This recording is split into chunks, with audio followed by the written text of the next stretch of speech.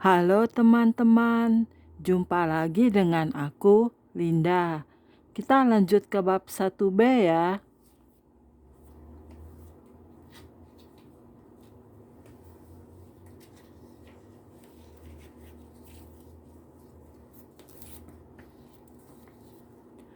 Oke, mari kita mulai. Buku dan musik di surga.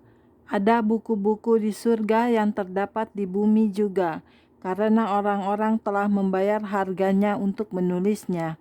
Dan ada lagu-lagu yang dinyanyikan orang di surga yang kita nyanyikan juga di bumi ini.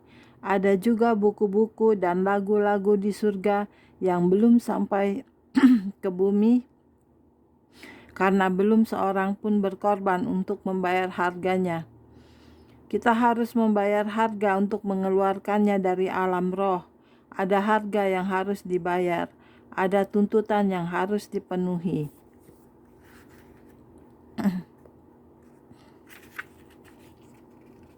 Saya yakin alasan dari sangat sedikitnya orang melihat surga ialah karena orang-orang belum membayar harga rohani untuk mencapainya.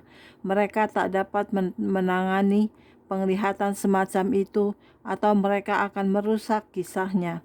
Namun jika orang-orang memenuhi persyaratan rohani, Allah akan membawa mereka ke surga, mempersilahkan mereka melihat-lihat, lalu membawa mereka kembali. Bersiaplah untuk mendengar lebih banyak orang seperti saya memberitahukan Anda tentang hal yang dilihat mereka di surga, karena semakin banyak orang yang sedang membayar harganya dan akan melihat surga. Dalam perjanjian baru dinyatakan bahwa ada sebuah keluarga di surga dan bumi. Tiada disebutkan ada sebuah keluarga di surga dan lain keluarga di bumi ini. Ada satu keluarga di surga dan bumi. Jika kita pergi melalui alam roh, jika kita sedang berjalan dalam alam roh, kita dapat mendengar keluarga itu melantunkan lagu-lagu itu dan ikut bergabung dengan mereka. Kita dapat mendengar mereka membaca buku-buku itu, jadi kita dapat menulisnya untuk penduduk di bumi ini. Begitulah caranya buku-buku itu ditulis. Saya telah membaca banyak buku di bumi ini yang juga terdapat di surga.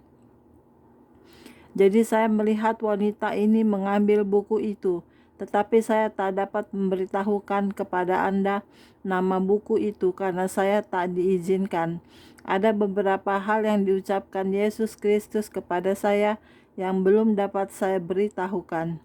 Baru 8 tahun kemudian, saya mencetuskan sepatah kata tentang hal melihat surga. Saya tak pernah memberitahukan seorang pun, bahkan saya hampir tak mau memikirkannya. Saya takut mengatakan kepada siapapun bahwa Yesus telah mengangkat saya ke surga, karena saya tidak tahu mengapa dia melakukannya. Sekarang saya telah menampilkan sebuah alasan.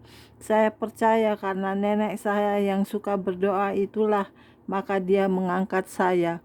Nenek terus berlutut dan sambil berdoa, Allah, jemputlah Roberts, jemputlah dia Allah, jemputlah dia Allah, jemputlah dia, jemputlah, jemputlah. Allah pun menjemputnya. Allah menjemputnya dan membawanya ke surga. Kami berjalan melalui kota itu. Ketahuilah, Yesus Kristus adalah seorang pribadi yang dapat diajak berbicara. Dia seorang teman. Dia bukanlah Allah yang ada nun jauh di balik awan biru. Jika kita menyadari bahwa Dia hidup di sini juga, Tritunggal Allah tinggal di sini, kita dapat berjalan dan berbicara dengan Dia dan mendengarkan Dia dari sini, di bumi, bukannya dari atas, di surga. Selekasnya Anda mendapat kesadaran itu, Anda akan hidup benar, Anda akan berbicara benar, dan Anda akan menjadi benar, karena Anda tak akan mau berbuat apapun yang membahayakan Tritunggal itu atau menyakitkan perasaannya. Ketahuilah, Tritunggal mempunyai perasaan. Tetapi mereka tak dikuasai olehnya. Pahamkah Anda akan hal itu? Tritunggal mempunyai perasaan, tetapi mereka tak diatur oleh perasaan itu. Sementara kami berjalan melalui kota kecil ini, saya melihat rambu-rambu jalan. Saya tak ingat nama jalan itu, tetapi kami belok ke jalan itu. Sebuah rumah surgawi yang besar. Saya dapat melihat sebuah rumah besar di atas pepohonan. Itu sebuah rumah kediaman yang anggun. Yesus berbicara kepada saya sepanjang waktu kami berjalan menuju ke rumah besar itu. Dia berjalan ke pintu lalu mengetuk. Penduduk di surga bersikap sopan. Mereka tiada kasar. Mereka tidak melayang menembusi tembok-tembok Anda. Yesus menunggu sekitar 3 menit dan kemudian mengetuk lagi sebelum seseorang membukakan pintu. Anda akan menyangka jika Yesus Kristus, Raja Kemuliaan, datang ke pintu Anda dan mengetuk, Anda akan membukanya pada ketukan pertama. Tetapi mereka tidak. Seorang pria kecil membuka pintu, menjulurkan kepalanya dan berkata, "Apa kabar Yesus? Dan apa kabar Roberts?" Itu menakutkan saya. Saya hampir saja berlari. Saya berpikir, bagaimana sampai orang itu mengetahui namaku? Tetapi saya mendapati bahwa setiap orang di surga mengetahui nama saya. Mereka akan bertanya, "Apa kabar Roberts?" Mereka berbicara seperti kita berbicara. Saya belajar bahwa kita menyimpan nama kita sendiri dan kita mendapat sebuah nama baru di surga.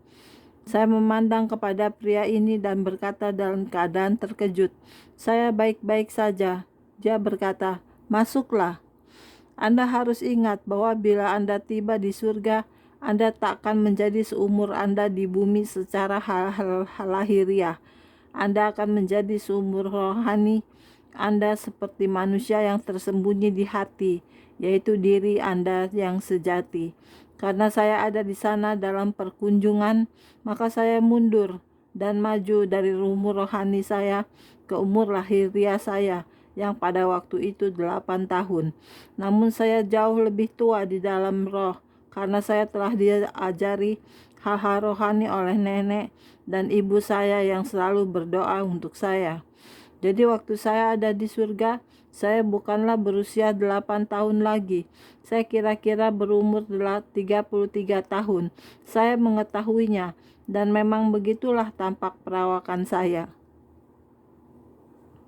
Tubuh setiap orang agaknya menjadi seperti seseorang pada usia 30-an. Tiada keraguan mengenai hal itu, karena Alkitab menyatakan bahwa kita akan menjadi seperti Dia. Usia Yesus ketika Dia meninggalkan bumi, Dia berusia 30-an. Jadi kita pun akan ada pada umur 30-an. Saya tak melihat ada seorang anak kecil, tetapi saya yakin mereka ada di bagian lain dari surga. Yesus dan saya berjalan memasuki rumah besar itu, lalu duduk di sofa. Sofa-sofa di surga berlainan dengan yang kita miliki di bumi. Terkadang perabot rumah tangga di bumi tidak nyaman.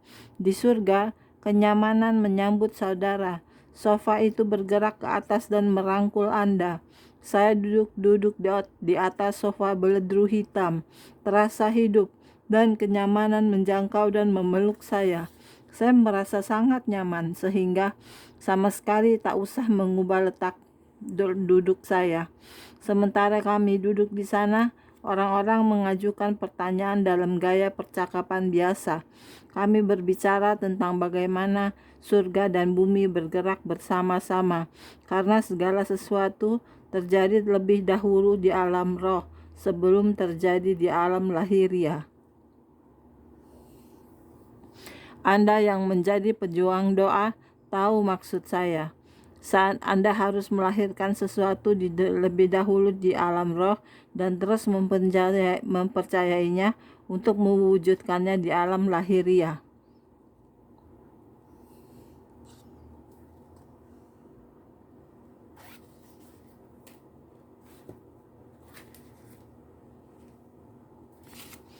Oke, sekian dulu untuk hari ini videonya ya. Kita lanjut ke video berikutnya.